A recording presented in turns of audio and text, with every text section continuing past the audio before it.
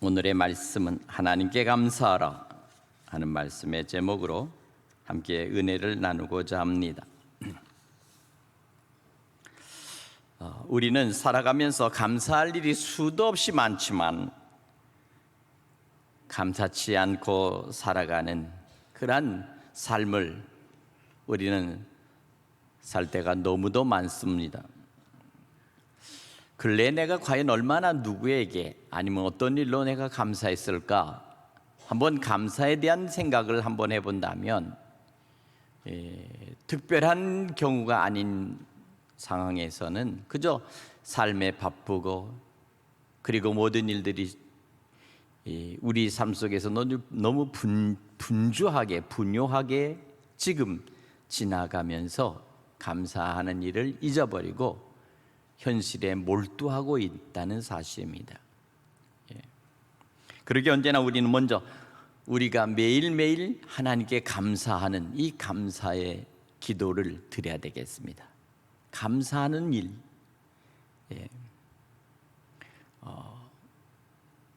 모든 창조 만물 중에서 유일하게 인간이 하나님께서 인간에게 이성을 주시고 그리고 우리로 하여금 가장 고귀한 인격을 갖게 하신 것은 바로 감사하는 것을 하나님께서 우리에게 넣어주셨다는 것입니다. 다시 말하면 감사하는 것을 통해서 우리의 삶이 더욱 풍요로워지고 복되게 하셨다는 사실을 말씀하고 있습니다. 그러면 감사치 못하는 것은 왜 그럴까? 그것은 감사하는 법을 배우지 못하면 감사를 드릴 수가 없습니다. 어쩌면 사랑하는 법을 배우지 못하고 자란 아이들이 부부가 되면 서로가 사랑하는 것에 익숙지 않기 때문에 굉장히 어려움과 고통을 당할 수 있어요. 마음으로는 사랑하지만 사랑을 표현하는 법을 배우지 못했고 사랑을 드러내지 못하는 법을 배웠기 때문에 실제적으로 때로는 부부간에, 때로는 서로의 친구간에, 때로는 서로 연인 간에, 아니면 우리 이웃들 간에 결국 사랑한다고는 말은 하고 마음은 있지만 말로 표현하거나 행동으로 드러내는 것을 잘 못할 때가 있습니다. 현대에 있어서 더욱 이 현대의 이 주거 문화는 더욱 그런 것 같아요. 예전에 시골에서 우리 농촌에서 살 때 이 어떤 그런 경제 속에서는 이웃들과 더불어 같이 서로 함께 같이 서로 나누고 서로 같이 함께 같이 서로 이웃과 더불어서 같이 살아가면서 함께 사랑하고 돕고 이런 것들이 굉장히 보편적이었어요. 이것을 하나의 우리는 두레라는 말 씁니다. 두레라는 것은 뭐냐면 서로 돕고 서로 협조한다라는 뜻입니다. 두레. 그러나 오늘 현대 사회는 점점점 더 세분화되고 핵가족화되어 있기 때문에 마치 한 사람 한 사람들이 사회생활 속에서 마치 핀셋으로 꼽듯이 자기가 할 수 있는 고일에 들어가서 거기에 딱 들어가서 고일만 하면 되는 이런 사회 구조로 사회가 바뀌어 버렸어요. 그러다 보니까 세상에서 모든 사람들은 사랑과 서로 협력하고 어울리는 것들보다는 점점 더 인간 각자에게 쏟아지는 책임과 의무가 더 강조되는 이런 시대 속에서 결국 살아남으려면 결국 자기의 능력을 발휘하거나 아니면 자기가 갖고 있는 특별한 어떤 탤런트, 재능과 기술이 있어야만이 살아갈 수밖에 없는 이런 현대 사회로 지금 변모하고 있다는 거예요. 여러분 인정하시죠? 오늘 그렇기 때문에 먼저 우리가 먼저 믿음과 신앙생활 속에서 감사하는 법을 배우자. 할렐루야.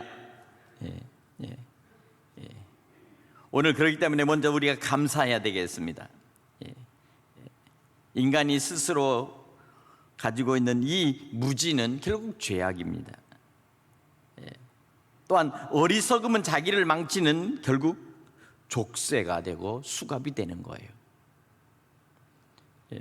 그런데 이 무지와 어리석음에서부터 제일 먼저 깨쳐 나가서 비로소 우리를 밖으로 다른 사람들에게로 나갈 수 있도록 우리 마음속에서 열어주는 하나의 동기가 있는데, 이것이 뭐냐? 이것이 바로 감사합니다. 내가 비로소 감사하다라고 하는 이 생각, 이 하나님이 주신 생각입니다. 우리는 먼저 하나님께 감사해야 되겠습니다.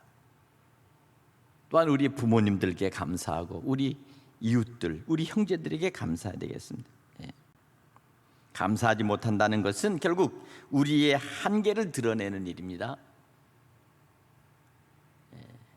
그러나 우리가 감사하고 다른 사람들에게 더불어서 우리 스스로가 그들에게 고마움을 표시하는 것은 비로소 우리가 우리 스스로의 무능에서부터 깨어나는 일이에요.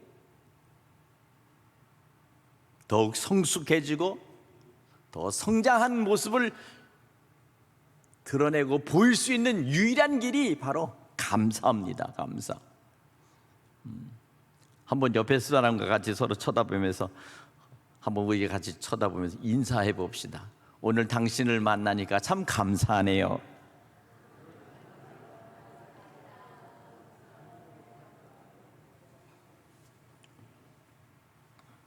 언제나 우리의 모든 삶에서 감사할 수 있기를 간절히 축복합니다.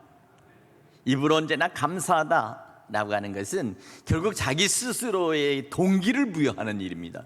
자기 스스로의 새롭게 긍정을 우리 속에 불러넣는 일이에요. 감사는 우리에게 긍정과 우리 스스로를 더욱 가능성 있게끔 앞으로 추진하는 힘이 감사합니다. 감사치 못하고 원망하고 불평하고 그리고 모든 일에 대해서 부정적으로 생각하면 우리는 자꾸 후퇴할 수밖에 없고요, 점점점 자기를 자기 스스로에 가둬버립니다. 환경 속에 가둬버리고요. 틀림없이 우리가 부정적인 생각을 하고 하면 우리 속에 미움과 분노가 쌓이면 사람들은요 스스로 안에서 결국 나중에는 우울감에 빠져버리고 맙니다. 그리고 인생의 삶을 스스로가 포기하게 됩니다. 나 같은 사람이 뭘 할 수 있을까? 결국 자기 스스로를 비하하게 하고 자존감이 낮아지고 결국 그리고 자기 스스로의 가치를 상실해 버리면 그 다음부터는 어떤 일에도 흥미가 없어요. 도무지 모든 일에 흥이 없이 그저 멍하니 쳐다보는 이런 생활과 이런 삶을 사는 것을 가끔가다 보게 됩니다. 왜 저럴까? 왜 자기 스스로 안에서 뭔가를 동기부여하지 않을까? 진정으로 감사하면, 진정으로 감사할 일이 있으면, 비로소 감사하는 그 마음속에 있는 그 기쁨이 있으면 스스로 움직이게 됩니다. 이 감사하는 마음을 우리에게 주신 분이 바로 하나님이심을 여러분 믿으시기 바랍니다. 오늘 이 시편 136편에 보면 26번의 감사하라, 하나님께 감사하라 라는 말씀을 하고 있습니다. 감사하라, 하나님께 감사하라, 여호와께 감사하라. 왜 그런가? 그의 인자심이 영원합니다. 그의 인자심, 하나님의 사랑이 영원하다는 거예요. 구약에서 인자라는 이 말은 신약에서는 이것을 다르게 표현했는데 이것을 사랑 이렇게 표현했어요. 오늘 우리 안에 하나님의 사랑이 우리 안에 있을 때 비로소 우리가 힘있게 인생을 살아가게 될 줄로 믿습니다. 한 가지 여기서 우리는 말씀을 가만히 읽다 보면 비로소 이 말씀 속에서 하나님께 감사하는 것 속에서 비로소 우리의 영의 눈이 띄어지고 지혜와 깨달음이 비로소 우리에게 다가온다는 거예요. 또한 삶의 기쁨이 있고 그리고 참으로 다른 사람과 더불어서 서로 진정으로 사랑하고 화목하게 사는 법을 알게 된다는 것입니다. 만나는 사람 누구에게나 언제나 우리는 서로가 감사합니다, 고맙습니다, 반갑습니다 하면서 우리가 서로 미소 짓고 인사하고 서로 교제하고, 이것이 바로 교회에서부터 크리스찬들이 훈련되어져야 될 것입니다. 예수 믿는 사람들이 가장 다른 것이 무엇일까? 그것은 바로 감사할 줄 아는 사람이다. 하나님께 감사하고 우리 주님께 감사하고 또한 우리 형제들과 감사하고 감사하자. 오늘 여기 우리가 읽은 이 본문은 이스라엘의 역사 속에서 왜 저들이 감사하는가 하는 것에 대해서 말씀하고 있는데, 오늘 여기 보면 출애굽할 때 이스라엘 백성들이 저들이 출애굽하기 위해서는, 애굽에서부터 탈출하기 위해서는, 애굽에서부터 200만 명이 되는 이 민족이 하나님께 약속하신 젖과 꿀이 흐르는 가나안 땅으로 이동하기 위해서는 바로 애굽의 모든 권세와 권력, 그리고 애굽이 가지고 있는 힘, 그 모든 것들로부터 벗어나야 되겠는데 그 벗어날 수 있는 힘이 이스라엘 백성들에게는 없었다는 거예요. 왜? 그들은 애굽 민족에게 탄압받고 그리고 그들에게 노예가 되고 그들의 종이 되어서 종살이하는 그 사람들이 어떻게 애굽에서부터 벗어날 수가 있겠어요? 그렇게 오늘 여기 10절에 보니까 애굽의 장자를 치신 이에게 감사하라. 애굽에 있는 모든 첫 아들, 첫 짐승, 이 모든 것들을 하나님께서 바로 다 치셔서 그들을 다 죽이셨습니다. 이것이 바로 10번째 장자의 재앙입니다. 바로 그렇게 치신 날이 바로 이 날이 무슨 날입니까? 바로 이것이 유월절 날입니다. 유월절. 그래서 이스라엘 백성들이 유월절, 바로 그것은 그들에게 해방의 날입니다. 해방. 역사적으로 자기 힘이 아닌 어떤 다른 거대한 힘이나 세력에 의해서 해방을 맞이한 나라가 과연 몇이나 될까요? 어쩌면 이 성경 속에 제일 첫 번째 가장 강력한 해방을 맞이한, 이 기쁨을 맞이한 것이 바로 이스라엘 백성들입니다. 야곱의 11번째 아들이었던 요셉이 애굽에 팔려갔고 그리고 거기서 종살이하다가 그가 총리 대신까지 올라가는 그런 놀라운 하나님의 은혜를 입고 야곱의 가족 70명이 애굽으로 내려가서 살아가면서 풍요롭게 살았지만 결국 요셉이 죽고, 그리고 나서 점점 시간이 가면서부터는 그들의 처지가 결국에는 고통과 압박을 받는 노예와 종의 처지로 뒤바뀌어 버렸다는 겁니다. 이것이 바로 이스라엘 민족의 가장 큰 고통이었죠. 그러나 하나님께서는 강한 손과 표심팔로 저들을 인도해내기 위해서 하나님께서는 장자를, 애굽에 있는 모든 장자를 쳐서 죽이시고 이스라엘 백성들을 그것에서 그들을 끄집어내셨습니다. 이것이 바로 엑소더스, 바로 출애굽입니다. 그러나 그들이 앞으로 가는 그 가나안 땅으로 가는 그 길 속에는 수없이 많은 난관과 그리고 어려움이 있었습니다. 제일 첫 번째 그들이 당했던 첫 번째 가장 큰 시련은 그들이 가는 그 길에 홍해가 가로막고 있었다는 것입니다. 바다가 가로막고 있었습니다. 오늘 여기 13절이니까 홍해를 가르신 이에게 감사하라.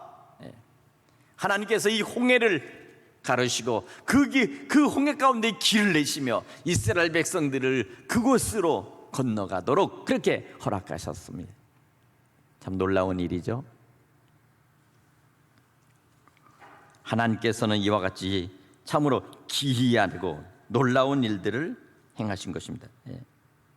뿐만 아니라 그들이 홍해를 건너갔을 때 그들을 뒤를 추적하는 바로의 군대들이 그들을 거의 포위하고 그들을 감싸할 때까지 다가왔을 때, 오늘 여기 보니까 바로와 그 군대를 홍해에서 엎드려 엎드려뜨리신 이에게 감사하라. 바로의 군대들을 하나님께서는 이 홍해 가운데서 수장을 시켰습니다. 아슬아슬하게 그들은 결국 구원을 받았죠. 그러나 그들은 더욱 가혹하고 힘든 그들 앞에 놓여 펼쳐진 바로 이 광야의 삶이 시작이 되었다는 것입니다. 광야의 시험. 오늘 여기도 보면 여기 그 백성을 인도하여 광야로 통과케 하신 이에게 감사하라 이렇게 했습니다. 광야로 통과케 해서 그 사막과 모래사장과 그 돌로 돌짝밭으로 펼쳐져 있는 그 광야를 그들은 걸어가기 시작했습니다.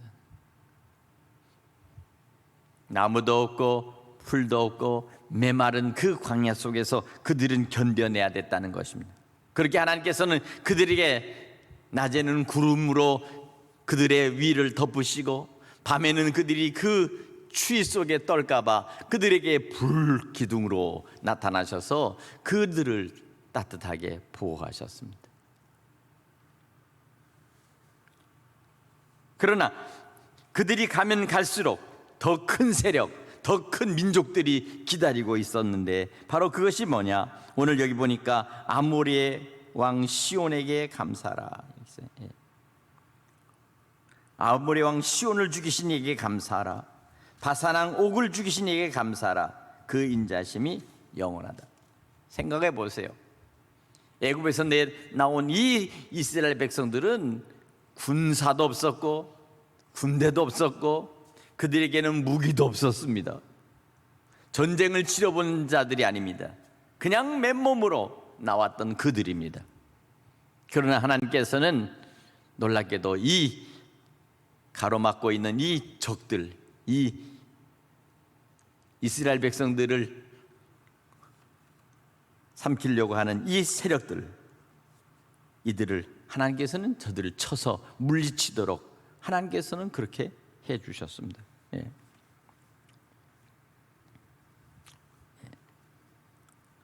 뿐만 아니라 그들의 땅을 기업으로 주신 이에게 감사하라.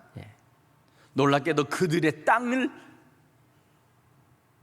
하나님께서 얻기까지 해주셨다는 것입니다.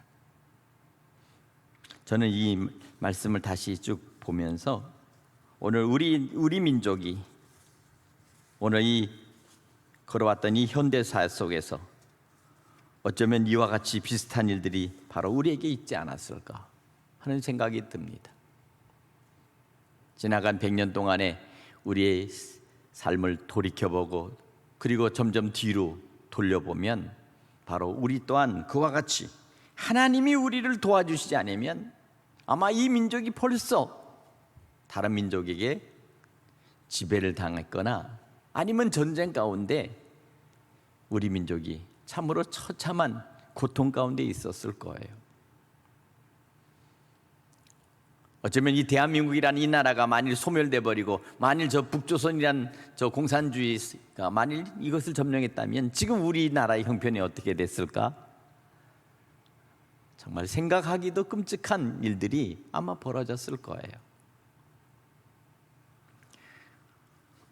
한 가지 분명한 것은 지금 오늘 이 시점에서 우리가 바로 우리 스스로가 지혜롭게 헤쳐나가야 한다는 사실입니다. 가장 지혜가 필요하고 또한 하나님께 지혜를 구해야 되겠고 또한 하나님 앞에서 우리가 앞으로 나가야 될 그 길을 우리가 새롭게 개척해 나가기 위해서는 우리의 다음 세대, 미래 세대, 차세대들에게 하나님께서 더 큰 하나님의 놀라우신 말씀 안에서의 저에게 기회를 주셔야 되겠다는 것입니다. 이것이 바로 오늘 우리가 하나님 앞에 구해야 될 것입니다.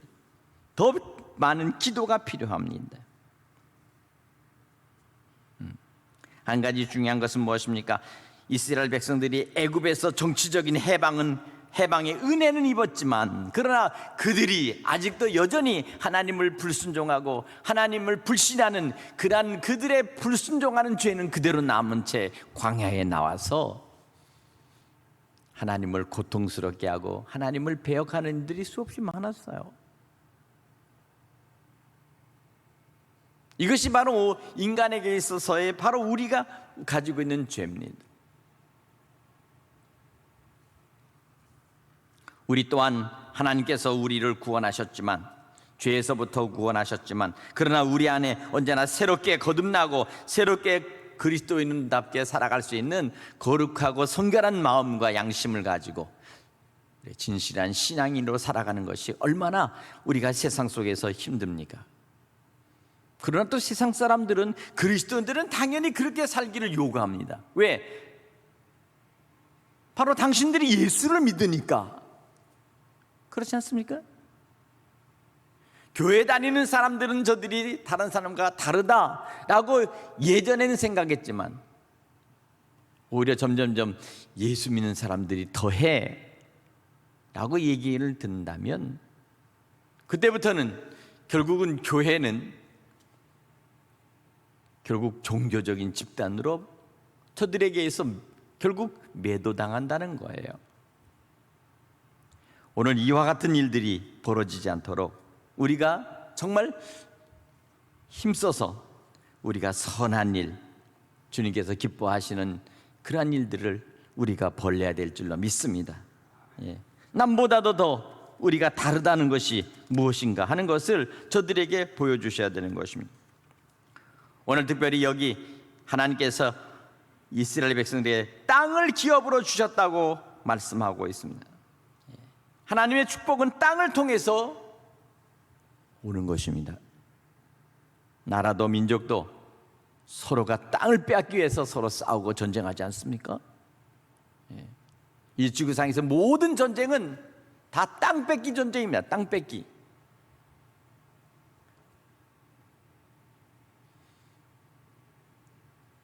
땅은 이와 같이 하나님이 주신 기업이 있기 때문입니다.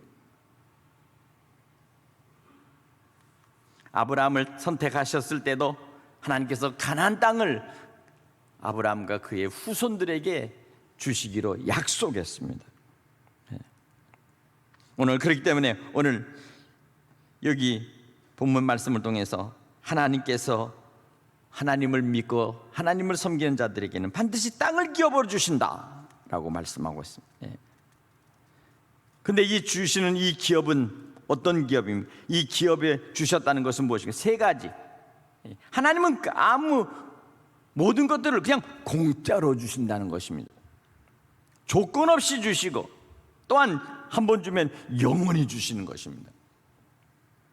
하나님 내게 주신 이 축복인 이 땅의 기업을 우리는 결코 빼앗겨서는 안 될 줄로 믿습니다.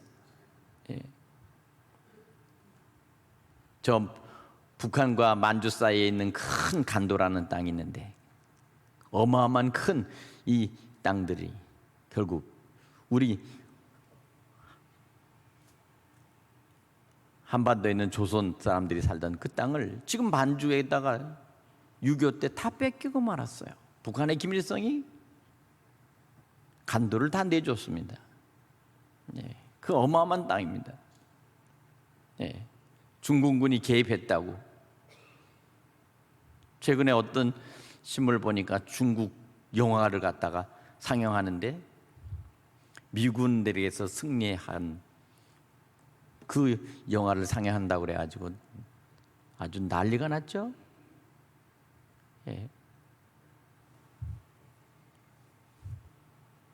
그 전쟁의 주 골자는 그 전쟁에서 미군이 패퇴하고 한국 국군이 5만 명이 전사했는데 중공군이 승리했다. 그 영화라는 주제가 바로 그 영화라는 거예요. 저는 그걸 보면 놀랐어요. 시대가 가니까 정말 이런 일도 벌어질 수 있겠구나.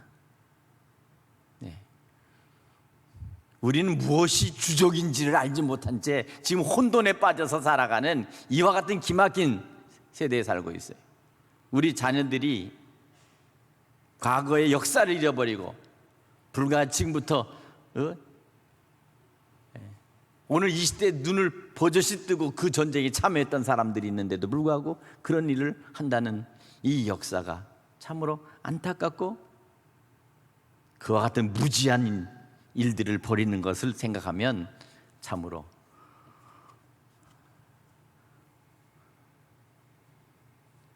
이런 것이 바로 이 시대의 바로 이 악한 망령들인가 아닌가 싶습니다. 아무쪼록 땅을 기업으로 주시고 땅을 얻게 하신 하나님께 감사하라. 중국 군대가 들어와서 우리가 194km나 뒤로 후퇴해서 땅을 빼앗겼던 그 사실을 그들은 승리로 전쟁의 영화를 만들고 그것을 우리에게 보여주겠다고 그것을 도입해서 하는 이 어리석은 무지한 인간들이 이 땅에 버젓이 있다는 것은 참으로 안타깝기 짝이 없다. 저는 그렇게 생각이 돼요. 몰라도 너무 모르는 것인지 아니면 귀신에 씌운 건지, 아무튼 오늘 우리는 바로 알아야 되겠습니다. 하나님께서 이스라엘 백성들을 어떻게 구원하시고 그들에게 약속하신 땅을 주셨는지.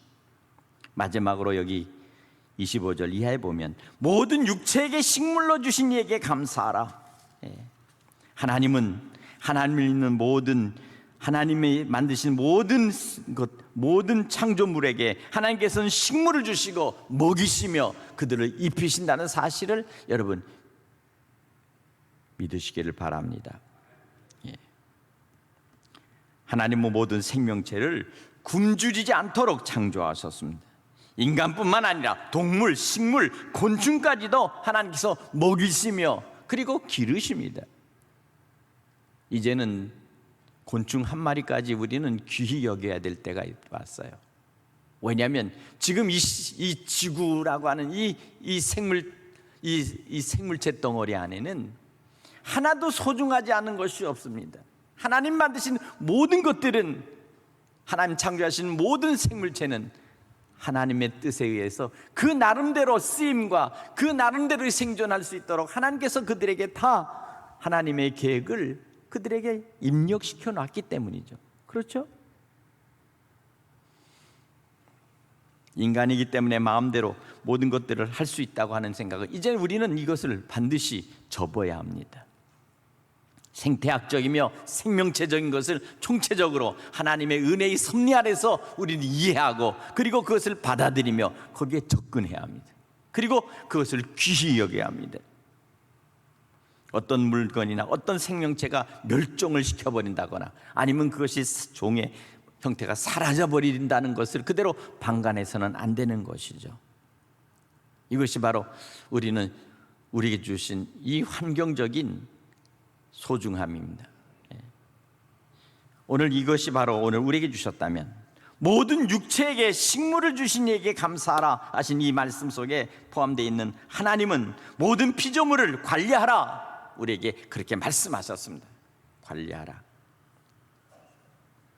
오늘 요한 웨슬리는 할 수 있는 대로, 할 수 있는 모든 방법으로, 할 수 있는 모든 사람에게, 할 수 있는 모든 장소에서, 할 수 있는 때를 가리지 말고 할 수 있는 열심으로 선을 행하라, 이렇게 요한 웨슬리가 우리에게 가르치고 있습니다.